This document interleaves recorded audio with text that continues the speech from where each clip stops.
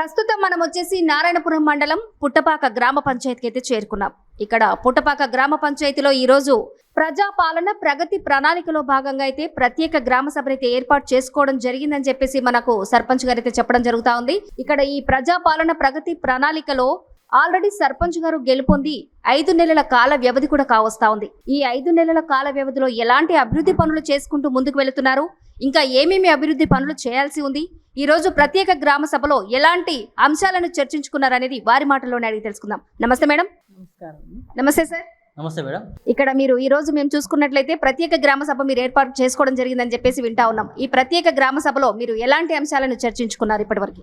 గడిచిన 5 నెలల కాలంలో మా గ్రామంలో చేసిన అభివృద్ధి పనులు, సీసీ రోడ్లు కానీ, అండర్ గ్రౌండ్ డ్రైనేజీలు కానీ, 3 పీస్ 24 అవర్స్ కరెంటు శాంక్షన్ చేయించి వర్క్ కంప్లీట్ చేయించడం జరిగింది. అలాగే సబ్స్టేషన్ మంజూరు చేయించడం, త్వరలోనే ఎమ్మెల్యే గారి చేతుల మీదుగా శంకుస్థాపన కార్యక్రమం ఉంది. అలాగే పిఎస్సి హెల్త్ సెంటర్ భవన నిర్మాణం చేయించాల్సి ఉంది. మహిళా సంఘానికి ఒక భవన నిర్మాణానికి మంజూరు అయ్యింది, ఒక 10 లక్షల రూపాయలు. అది కూడా నిర్మాణం జరుగుతుంది, చివరి దశలో ఉంది. గ్రామంలో ఇంకా ఎన్నో అభివృద్ధి చేయాల్సి ఉంది. కొంతమేరే చేసాం, ఇప్పటికీ చేయాల్సింది చాలా ఉంది. గ్రామంలో సీసీ కెమెరాలు కూడా ఫిట్ చేయడం జరిగింది. ఈ సీసీ రోడ్ సమస్యలు కానివ్వండి, ఏ గ్రామంలో చూసుకున్నా కూడా త్రాగునీటి సమస్య ఎక్కడికి వెళ్ళినా ఫస్ట్. సో ఈ త్రాగునీటి సమస్య ఎంతవరకు ఇక్కడ తీర్చగలిగారు, ఎలా ఉంది ఇక్కడ అసలు? గత ప్రభుత్వంలో మోటార్లు రిపేరు అయ్యి ఉండి అట్లే హోల్డ్ చేసి పనిచేయక పెండింగ్లు ఉంటే మా ప్రభుత్వం ఏర్పడిన తర్వాత గడిచిన 5 నెలల్లో ఒక 7 మోటార్లని కొత్త మోటార్లు ఫిట్ చేయడం జరిగింది. ఎమ్మెల్యే సహకారంతో కొత్త పైప్ లైన్ వేయించడం జరిగింది. ఈ మధ్యలో కూడా ఒక 5 లక్షలు మళ్ళీ తెగిపోయిన గండి నుంచి ఒక బోర్ ఉంది, ఆ బోర్ నుంచి కూడా లైన్ వేయించడం జరుగుతుంది. ఇలా చాలా వరకు చేయించినాం. మోటార్లు కానీ, పైప్ లైన్లు కానీ, కొత్త మోటార్లు వేయించినాం, కొత్త బోర్లు వేయించినాం ఎమ్మెల్యే గారి సహకారంతో. సమ్మర్లో వచ్చే మంచినీటి సమస్య లేకుండా సజావుగా చేసినాం. ఎలాంటి ఇబ్బందులు ప్రజలకు, మంచినీటి సమస్య లేదు. కృష్ణా వాటర్ కూడా మంచిగానే వస్తుంది, మంచినీటి సమస్య అయితే ప్రజెంట్ లేదు. చాలా వరకు ప్రజలు చెప్తుంది ఏంటంటే, మాకు మా సర్పంచ్ గారు ఈ హెల్త్ క్యాంప్స్ అనేది తన సొంత వ్యయంతో కూడా ఏర్పాటు చేయడం జరుగుతూ ఉంది. హెల్త్ క్యాంప్స్ వల్ల ఎమ్మెల్యే క్యాంపు కార్యాలయంలో ఏర్పాటు చేయడం కాకుండా తన సొంత వ్యయంతో కూడా హెల్త్ క్యాంప్స్ ఏర్పాటు చేసి మా ఆరోగ్యం పైన చాలా జాగ్రత్తలు తీసుకుంటున్నారని చెప్పేసి ప్రజలు చెప్తా ఉన్నారు. అది నిజమేనా, ఎంతవరకు? ఎమ్మెల్యే గారి క్యాంపు కార్యాలయంలో కంటి పరీక్ష క్యాంపులు పెట్టిండు. ఆ క్యాంపు ద్వారా కొంతమంది కంటి పరీక్షలు చేయించుకురు, అద్దాలు ఫ్రీ వచ్చినాయి, ఆపరేషన్లు కూడా జరిగినాయి. కంటి చూపు మంచి మెరుగైంది వారికి. అలాగే అది ఇన్స్పైర్గా చేసుకొని గ్రామంలో చేనేత కార్మికులు ఎక్కువ ఉండడం వల్ల వాళ్ళకు మోకాల నొప్పులు, షుగర్, బీపీ పేషెంట్లు, కిడ్నీ సమస్యలు ఉన్నారు, ఈ రకంగా ఉన్నారు అని చెప్పి యశోద హాస్పిటల్ యజమానితో మాట్లాడి ఒక హెల్త్ క్యాంపును పెట్టించడం జరిగింది. అలాగే కామినేని హాస్పిటల్ నార్కట్వేలి వారితో మాట్లాడి వాళ్ళ ద్వారా కూడా ఒక హెల్త్ క్యాంప్ పెట్టించడం జరిగింది. దాని ద్వారా కొంతమంది ప్రజలు లబ్ధి పొందిర్రు, సమస్య నుంచి కొంతమేర పరిష్కారం చేసుకోగలిగింది. ఓకే, వెరీ గుడ్ అండి, చాలా అభినందనీయంగా ఉంది. ఇంకొకటి ఏంటంటే, ఇక్కడ చూసుకున్నట్లయితే డ్రైనేజీ సమస్య ఇక్కడ అంటే మీ గ్రామంలో కొంతవరకు ఏం చెప్తున్నారంటే డ్రైనేజీ సమస్య కూడా ఉంది. ఇంతకుముందు ఉన్న హయాంలో సర్పంచ్ వాళ్ళు మరి ఎంతవరకు చేశారనేది మాకు తెలియదు, ఇప్పుడు మాత్రం ఇంకా కొంతవరకు తీర్చాల్సింది అని చెప్తున్నారు. అది ఎంతవరకు తీర్చగలిగారు? మేజర్ సమస్య ఉంది డ్రైనేజీ. కొంతమేర ఎస్సీ ఎస్టీ సబ్లాన్ కింద ఒక 20 లక్షలు మంజూరు చేయించి ఎమ్మెల్యే గారి సహకారంతో ఆ నిర్మాణం కూడా చేసినాం. అండర్ గ్రౌండ్ డ్రైనేజీ ఎస్సీ వార్డులో కంప్లీట్ అయ్యింది. చాలా ఉంది ఇంకా చేయాల్సింది. ఎమ్మెల్యే గారి దృష్టికి తీసుకెళ్ళాం, త్వరలోనే మంజూరు చేస్తారని మాట ఇచ్చిండు. ఆ మంజూరు చేస్తే సగం ఊరుకు సమస్య మేజర్ తీరిపోతుంది. పై కాలనీలో ఉంది అది, ఆ కాలనీ కళ్యాణ మండపం కాలనీ అంటారు. ఆ నుంచి ఒడ్డోళ్ళకుంట వరకు డ్రైనేజీ లైన్ వేస్తే ఆ సమస్య పోతుంది. అండర్ గ్రౌండ్ వేయాలి, అది మేజర్ సగం ఊరుకు సమస్య పోతుంది ఆ డ్రైనేజ్ చేయడం వల్ల. దాన్ని కొటేషన్ వేయించడం ఏఈ గారితో ఎమ్మెల్యే గారి దృష్టికి తీసుకెళ్ళాం. త్వరలోనే మంజూరు శాంక్షన్ చేస్తారని మేము కోరుతున్నాం. శాంక్షన్ వెంటనే దాన్ని నిర్మాణం చేసి ప్రజలకు ఆ సమస్యని తొలగించాలని మా యొక్క కోరిక. ప్రతి గ్రామ పంచాయతీకి నిధులు అనేది ఇంకా సరిగ్గా రావడం లేదని చెప్పేసి తెలుస్తూ ఉంది. మరి ఈ నిధులు లేకుండా మీరు ఈ గ్రామాన్ని అభివృద్ధి ఎలా చేయగలుగుతున్నారు, అది ఎంతవరకు సాధ్యం అవుతుంది మీకు? నిధులు అనేది గ్రామ పంచాయతీ 15th ఫైనాన్స్ కానీ, ఎస్ఎఫ్సి నిధులు కానీ ఏవైనా ఇంకా పూర్తిగా రాలేదు. నిధుల వల్ల కొరత ఉంది. నిధుల కొరత ఉందని చెప్పి మనం అభివృద్ధిని ఆపలేము. మనం కొంత పెడుతున్నాం, కొంత డొనేషన్ ద్వారా.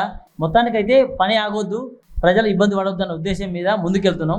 డబ్బు వచ్చినప్పుడు వాళ్ళకు సమకూరుస్తాం, కానీ ప్రజెంట్ అయితే పని ఆపొద్దన్న ఉద్దేశం మీద సమకూర్చుకొని ఏదో రూపాయన సమకూర్చుకొని పనులు అయితే చేస్తున్నాం. తర్వాత ఇంకొకటి చూసుకున్నట్లయితే ఇక్కడ పెన్షన్స్ అంటే ఎవరైతే కొత్తగా పెన్షన్స్ అప్లై చేసుకున్నారో రేషన్ కార్డ్స్ కానివ్వండి, తర్వాత ఈ ప్రభుత్వ పథకాలు అనేది అందరికీ సరైన అర్హులకు అందుతున్నాయని మీరు అనుకుంటున్నారా? గత ప్రభుత్వం కంటే ఇప్పుడు 100% లబ్ధిదారులకు ప్రతి ఒక్కటి అందుతుంది. రేషన్ కార్డు లేదు 10 సంవత్సరాల పాలనలో, టీఆర్ఎస్ గవర్నమెంట్ ఒక్కరికి ఇవ్వలేదు. కాంగ్రెస్ ప్రభుత్వం ప్రజాపాలన వచ్చిన తర్వాత ప్రతి ఒక్కరికి రేషన్ కార్డు అనేది లేకుండా మా గ్రామంలో అందరికీ రేషన్ కార్డు వచ్చింది. ఒక 40 కుటుంబాలకు ఇంద్రమ్మ ఇప్పించడం జరిగింది. మేము అవి నిర్మాణ దశలో ఉన్నాయి. లబ్ధి అనేది ఒక రకంగా లేదు, ఏ రకంగానే అందించాలి ప్రజలకు. మేము హెల్త్ ఇష్యూ వచ్చినప్పుడు హాస్పిటల్లో చూపించుకుంటే వాళ్ళకు ఒకటే విషయం చెప్పినాం, మీరు హాస్పిటల్కి వెళ్ళి సీఎంఆర్ఎఫ్కి అప్లై చేసుకుంటా మాకు ఫైల్ ఇవ్వండి అని చెప్పి తీసుకురండి, నేను ఎమ్మెల్యే గారి సహకారంతో ఆ ఫైల్ అప్లై చేసి మీకు సీఎంఆర్ఎఫ్ చెక్కులు ఇప్పిస్తాను అని చెప్పి మాట ఇవ్వడం జరిగింది. ఆ మాట ప్రకారం ఇప్పటివరకు ఒక 60-70 మందికి సీఎంఆర్ఎఫ్ చెక్కులు ఇవ్వడం జరిగింది. ఒక 11 మందికి ఎల్ఓసి చెక్కులు హాస్పిటల్లో ట్రీట్మెంట్ నిమిత్తం ఎల్ఓసి చెక్కులు నిమ్స్ హాస్పిటల్కి మాత్రమే వస్తుంది. ఆ ఎల్ఓసి చెక్కులు ఇవ్వడం జరిగింది. కిడ్నీ బాధితులు వాళ్ళు ట్రీట్మెంట్ నిమిత్తం డయాలసిస్కు ఇబ్బంది ఉంది, ఆర్థిక ఇబ్బందులు ఉన్నాయన్న ఉద్దేశంతో వాళ్ళకి ఎల్ఓసీలు ఇప్పిస్తున్నాను. అలాగే కిడ్నీ ప్లాంటేషన్ కూడా ఉంది ఇద్దరికి. వాళ్ళు ఎమ్మెల్యే దృష్టికి తీసుకెళ్ళినా వాళ్ళతో మాట్లాడుతున్నాం, అది త్వరలోనే అయిద్దని భావిస్తున్నా. ఇలాగే మున్ముందు ఎమ్మెల్యే గారి సహకారంతో పూర్తి మద్దతు తీసుకొని గ్రామాన్ని అభివృద్ధి పదంలో ప్రజలకు ఎలాంటి ఇబ్బంది లేకుండా ఉండాలని ఎమ్మెల్యే గారి సహకారం పూర్తిగా తీసుకొని ముందుకు పోతానని తెలియజేసుకుంటున్నాం. ఇక్కడ ఇంకొకటి కూడా ఇంటిగ్రేటెడ్ స్కూల్స్ కూడా ఇక్కడ నిర్మాణం చేయడం జరుగుతూ ఉంది. సో ఇక్కడ మీ గవర్నమెంట్ స్కూల్స్ ఎలా ఉన్నాయి సార్? అంటే గవర్నమెంట్ స్కూళ్ళల్లో స్టూడెంట్స్ ఎలా, అంటే స్ట్రెంత్ ఎలా ఉంది? ఎక్కువ శాతం ప్రైవేట్ స్కూళ్ళకి ఎక్కువగా వెళ్తూ ఉన్నారు. ఇప్పుడున్న ప్రభుత్వంలో ఈ ప్రజాపాలన ప్రగతి ప్రణాళికలో కూడా ఎక్కువ గవర్నమెంట్ స్కూళ్ళ పైన శ్రద్ధ చూపించండి అని చెప్పేసి చెప్తా ఉన్నారు. అది ఎంతవరకు ఉంది? ఇక్కడ ప్రభుత్వ పాఠశాలలు జిల్లాలోనే మొదటి స్థానంలో మా విలేజ్ ఉంది. హై స్కూల్లో కానీ ప్రైమరీ స్కూల్లో కానీ 200 పైచలకు విద్యార్థులు ఉన్నారు. గురుకుల పాఠశాలలో పోటీ పరీక్ష రాస్తే 30 మంది విద్యార్థులకు 25 మంది విద్యార్థులు ఉత్తీర్ణ పొందారు. చదువు బాగుంది. విద్యార్థుల తల్లిదండ్రులు కూడా మేము మోటివేషన్ చేయడం జరిగింది. బడిబాట కార్యక్రమంలో లాస్ట్ ఇయర్ తిరిగి చెప్పినాం, ఇప్పుడు కూడా మళ్ళీ తిరిగి అదే విధంగా చెప్తున్నాం. ప్రైవేటు పాఠశాలలో కంటే మన ఊర్లో ఉన్న గవర్నమెంట్ పాఠశాలలో విద్యార్థులు పోటీ పరీక్షలో ఉత్తీర్ణులై ఉద్యోగం పొందిన వాళ్ళు టీచింగ్ చేస్తున్నారు. ప్రైవేట్ పాఠశాలలో మాత్రం ఇంటర్ డిగ్రీ మినిమం క్వాలిఫికేషన్ ఉన్న టీచర్లే విద్యాబోధన చేస్తారు. కావున మీరు ఆ పాఠశాల పంపొద్దు అని చెప్పడం వల్ల తల్లిదండ్రులు అర్థం చేసుకొని ప్రభుత్వ పాఠశాల పంపుతారు. అది పంపిన బాధ్యత మన మీద ఉంది, తల్లిదండ్రుల మీద ఉంది, విద్యని బోధించే ఉపాధ్యాయుల మీద ఉంది. అందరూ ముగ్గురు సమిష్టిగా పట్టించుకొని పిల్లలకు విద్యాబోధన చెప్పి మంచి ప్రయోజకులు చేయాలని మేము ఉపాధ్యాయులకు కూడా తెలియజేయడం జరిగింది. అందులో భాగంగా వాళ్ళు మంచి విద్యను అందిస్తారు. విద్యాబోధనలో కూడా 100% 10th మా హై స్కూలు విద్యార్థులు సాధించారు. 100% ఉత్తీర్ణత ఉంది ఈసారి. అలాగే మున్ముందు కూడా 100% ఉత్తీర్ణత రావాలని, ప్రతి ఒక్కరూ ప్రభుత్వ పాఠశాలకే పిల్లల్ని పంపాలని ప్రతి ఒక్క తల్లిదండ్రులకు మేము మీ ద్వారా తెలియపరుస్తున్నాం. ఇంకొకటి చూసుకున్నట్లయితే సార్, ఇక్కడ మీ గ్రామ పంచాయతీలో మీ గ్రామంలో ఎక్కువగా చూసుకుంటే జీవనోపాధి అనేది ఎక్కువగా చేనేత పరిశ్రమ, చేనేత దానిపైన ఆధారపడి ఎక్కువ కుటుంబాలు జీవిస్తున్నాయని చెప్పేసి తెలుసుకుంటా ఉన్నాం. ఇక్కడ మరి ఈ చేనేత పరిశ్రమ ఎంతవరకు మీరు వాళ్ళకి సంబంధించి ఏమేం చేయగలిగారు, ఇంకా ఏం చేయాలనుకుంటున్నారు? మాది చేనేత పరిశ్రమే, మా వృత్తి కూడా చేనేతే. చేనేత రంగం ఒకప్పుడు కంటే ఇప్పుడు కొంచెం ఇబ్బందులనే ఉంది. ఎందుకంటే ముడి సరుకులు ధరలు పెరిగి, రంగు రసాయన ధరలు పెరిగి, తయారైన వస్త్రానికి గిట్టుబాటు ధర లేక కొంచెం కార్మికులు అయితే ఇబ్బందుల్లో ఉన్నారు. ఆ ఇబ్బందులు అధిగమించాలంటే ప్రభుత్వ సహకారం కావాలి. ప్రభుత్వం దృష్టికి తీసుకెళ్తే ప్రభుత్వం కూడా కొంతమేర స్పందించి చేనేత కార్మికులు తీసుకున్న ముద్రా లోన్లు 1 లక్ష వరకు రుణమాఫీ చేయించింది. ఆల్రెడీ వారి అకౌంట్లో జమ చేయడం జరిగింది. అలాగే చేనేత నేతన్న బీమా పథకం ఒకటి ఉంది. అది చనిపోయిన కుటుంబాలకు 5 లక్షలు ఎక్స్గ్రేషియా ఇస్తుంది. ఆల్రెడీ మా గ్రామంలో చనిపోయిన ప్రతి ఒక్క స్క్రిప్ట్ కట్టిన చేనేత కార్మికులు ఎవరైతారో వాళ్ళు చనిపోయిన 100 సంవత్సరాల లోపు 59 ఇన్సూరెన్స్ వస్తుంది. ఆ పైబడి చేనేత కార్పొరేషన్ ద్వారా వస్తుంది. వాళ్ళకు కూడా మేము 5 లక్షల చెక్కులు ఇప్పించడం జరిగింది. ప్రభుత్వంతో మాట్లాడి వాళ్ళకు ఆ ఫైల్ పంపించి వాళ్ళతో మాట్లాడి ఎంక్వైరీ చేసుకొని వాళ్ళు వచ్చి ఇచ్చిర్రు. ఎమ్మెల్యే గారి చేతుల మీదుగా చెక్కుల పంపిణీ కూడా చేయించినాం లాస్ట్ మంత్. ఇదే కాక కలెక్టర్ గారు చొరవ తీసుకొని చేనేత కార్మికులకు హెల్త్ క్యాంపులు కూడా పెట్టించిండు లాస్ట్ మంత్. జిల్లా మొత్తం మీద చేనేత కార్మికులు ఇబ్బందులు ఊరని సార్ గుర్తించి ఒక చేనేత ఎగ్జిబిషన్ హైటెక్స్లో ఈ 3 రోజులు జరుగుతుంది. కొంతమేర ఉపాధి దొరుకుతుంది. ఈ రకంగా చేనేత కార్మికుల బట్టలు ప్రతి ఒక్కరూ ఒక రోజు డేట్ పెట్టి తొడిగితే ఉపాధి దొరుకుతుందన్న ఉద్దేశం మీద గవర్నమెంట్ కూడా స్పందిస్తుంది. బతుకమ్మ చీరలు కూడా కార్మికులకే అందియాలని గవర్నమెంట్ ఒక స్కీమ్ తెచ్చింది. అది జరుగుతుంది, ఆ స్కీమ్ నడుస్తూనే ఉంది ప్రజెంట్. మా జిల్లాలో చేనేత కార్మికులు ఎక్కువ మేజర్ మా నారాయణపురం మండలంలో పుట్టపాక గ్రామం చేనేత కార్మికుల గ్రామం. 65% చేనేత కార్మికులు ఉన్నారు. 75% చేనేత వృత్తి మీద ఆధారపడరు. అంటే అదర్ కమ్యూనిటీ కూడా చేనేత పని చేస్తారు ఇక్కడ. కాబట్టి ఈ ఉపాధి గవర్నమెంట్ ఫస్ట్ ఏం చెప్పింది, వ్యవసాయం తర్వాత చేనేత అన్నది. అలాంటి చేనేతని రెండు కన్నుల లెక్కనే చూడాలని భావిస్తున్నాను నేను. మున్ముందు కూడా చేనేత కార్మికులకు రకరకాల స్కీములు తీసుకొచ్చి తయారైన బట్టలు గిట్టుబాటు ధర కల్పించి టెస్కోలు సొసైటీ ద్వారా ఖరీదు చేసి ఆ టెస్కో ద్వారా సబ్సిడీ కింద వడ్లు కొని ఎలా సబ్సిడీ కింద పంపిణీ చేస్తున్నామో చేనేత కార్మికుల వస్త్రాలు ఖరీదు చేసి అలాగే సబ్సిడీ ద్వారా ప్రజలకు అందిస్తే ప్రతి ఒక్క కార్మికులకు ఉపాధి దొరుకుతుంది. ఆ రకంగా చేయాలని మీ ద్వారా నేను ప్రభుత్వానికి తెలియపరుస్తున్నాను. Very good sir.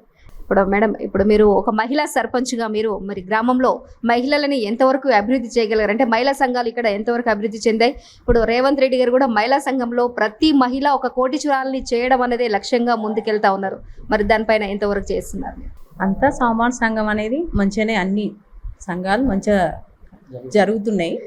లోన్లు అవన్నీ కూడా ఎంతవరకు తీసుకోగలుగుతున్నారా? అంటే తీసుకుంటున్నాం, లోన్లు తీసుకుంటాం. ప్రతి పద్ధతిలో వాళ్ళు వినియోగిస్తున్నారా? కడుతురు, నెల ఇట్లా కట్టేస్తారు. దానికి ఇబ్బంది ఏం లేదు.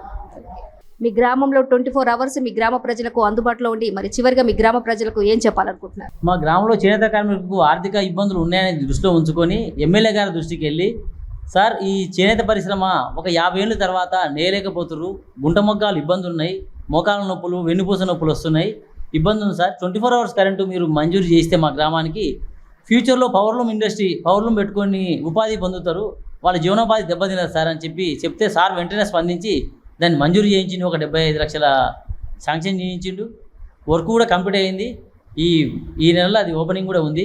24 అవర్స్ కరెంట్ వచ్చిన తర్వాత ఎవరైతే కార్మికులు ఆర్థిక ఇబ్బందులు ఉన్న కార్మికులు కానీ ఎవరైనా కానీ ఒక పవర్లూమ్ పెట్టుకున్నా వాళ్ళకు ఉపాధి దొరుకుతుంది. ఆ రకంగా ముందుకెళ్ళాలని ఈ కార్మికులను కోరుతున్నా. మా ఎమ్మెల్యే గారు కోమటిరెడ్డి రాజగోపాల్ రెడ్డి గారి చొరవతో బెల్ట్ షాపులు మొత్తం నియోజకవర్గం మొత్తం బంద్ చేయించిండు. అది ఎవరి నుంచి కాదు, మా సార్ నుంచి అయ్యింది. బెల్ట్ షాపులు బంద్ చేయడం కాక వైన్ షాపులు కూడా మధ్యాహ్నం 1 గంట తర్వాతనే తెరవాలన్నాడు. సిట్టింగులు సాయంత్రం 5 తర్వాతనే. మధ్యలో తెరిస్తే వాళ్ళకు ఫైన్లు కానీ రకరకాల ఇబ్బందులు గురి చేస్తాయని వార్నింగ్ చేయడం జరిగింది. అదే క్రమంలో మా గ్రామంలో ఎలాంటి బెల్ట్ షాపులు లేవు, ప్రశాంతంగా ఉంది ఊరు. మహిళలు మొత్తం హర్షం వ్యక్తం చేస్తారు, సంతోషపడుతారు. రోజు ఉదయం 5 గంటలకు చాలా అయ్యే బెల్ట్ షాపు రాత్రి 11 బంద్ కాకపోయేది. ఇవాళ అలాంటిది ఏది లేదు, ప్రశాంతంగా ఉంది ఊరు. మా ఎమ్మెల్యే గారి సహకారంతో బట్టంబాయి గ్రామంలో నీటి ఎద్దడి ఉందని తెలిసి ఎమ్మడే సార్ దృష్టికి తీసుకెళ్తే బోరు వేయించిండు, మోటారు పైప్ లైన్ ఒక 10 లక్షల రూపాయలు గ్రాంట్ శాంక్షన్ చేసిండు ఎమ్మటే. మా గ్రామంలో ఒక 7 మోటార్లు సమ్మర్లో 7 మోటార్లు రిపేర్ ఉంటే 7 మోటార్లు కొత్త ఇప్పించిండు. ఇప్పుడు ఈ మధ్యలోనే ఒక కొత్త పైప్ లైన్ ఇప్పించిండు. ఏ సమస్య వచ్చినా సార్కి ఇది ఉంది అని తెలియపరిస్తే వెంటనే స్పందించి ఇది ఎమర్జెన్సీ అయితే తక్షణమే పరిష్కారం చేస్తాడు, లేదు అంటే దాన్ని ఆలోచించి ఇది ఎప్పుడు చేయాలో చెప్పి అది ఆ క్రమంలో ఎమ్మడే చేసి శాంక్షన్ చేసి పనులు చేయిస్తుండు. మీ ద్వారా మా గ్రామం తరఫున కోమటిరెడ్డి రాజగోపాల్ రెడ్డికి ధన్యవాదాలు తెలుపుతున్నాను. చూశారు కదండి, ఎవరైనా సరే ఎమ్మెల్యే అంటే ఎమ్మెల్యే గారి దగ్గరికి వెళ్ళడానికి సర్పంచ్ కూడా ఒక్కొక్కసారి కొన్ని కండిషన్స్ అనేవి అవుతూ ఉంటాయి. అంటే ఎమ్మెల్యే గారిని కలవడానికి కూడా అపాయింట్మెంట్స్ తీసుకునే ఎమ్మెల్యేలను మనం చూస్తూ ఉంటాం చాలా వరకు.